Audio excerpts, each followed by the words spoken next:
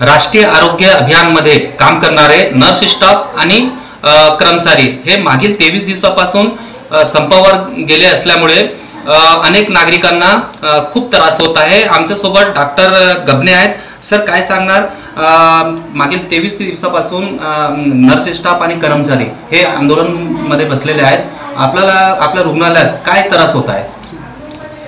मागील 23 दिवसापासून आपले नर्स स्टाफ आणि CHO स्टाफ दोन्ही संपावर गेलेले आहेत। तसेच त्यामुळे आपल्याला ANC माता तसेच TB पेशंट, लेप्रोसी पेशंट यापर्यंत आपण परिपूर्णपणे पोहोचत नाही आहोत। आणि तसेच आपले लसीकरण सत्र त्यांच्याद्वारे होतात, ते लसीकरण सत्र पण आपले थोडे कमतरता भासत आहे त्याच्यात। तसेच आपले गरोदर मातांच्या रजिस्ट्रेशन आपले सिस्टर स्टाफच करत होते, त्यामध्ये जर रजिस्ट्रेशन नसला तर इन्व्हेस्टिगेशन व्हायला थोडा त्रास होतो।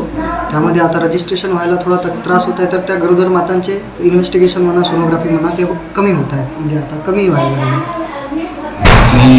या आंदोलनामुळे आपली OTP आपले इथं नर्स स्टाफ नाही आहे, तर काय त्रास होत आहे इथं? आपल्या OPD वगैरेमध्ये थोडा त्रास तर होणारच, कारण की सिस्टर स्टाफ आपल्याकडे परमनंट एकच आहे, तर ते आपल्याला इंजेक्शन लावणार, सलाईन लावणार, गोळ्या वाटणार, हे सगळे गोष्टी त्यामध्ये थोडा कमतरता भासत आहे।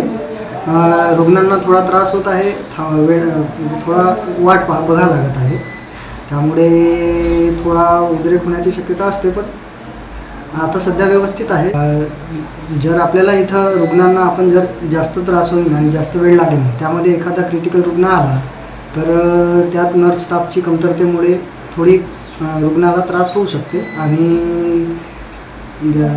जीव दगावण्यास म्हणजे आपल्याला नाकारता येत नाही, म्हणून आपण इकडून पेशंट लवकर रेफर करण्याचा प्रयत्न करतो, प्राथमिक उपचार देऊन। नक्कीच या नर्स स्टाफ आणि कर्मचारीच्या आंदोलनामुळे जिल्ह्यातील अनेक नागरिकांना खूप त्रास होत आहे। आता शासन या आंदोलनावर काय भूमिका घेते हे पाहणं महत्त्वाचं ठरणार आहे। साईद पठाण, TV9 मराठी, गोंदिया।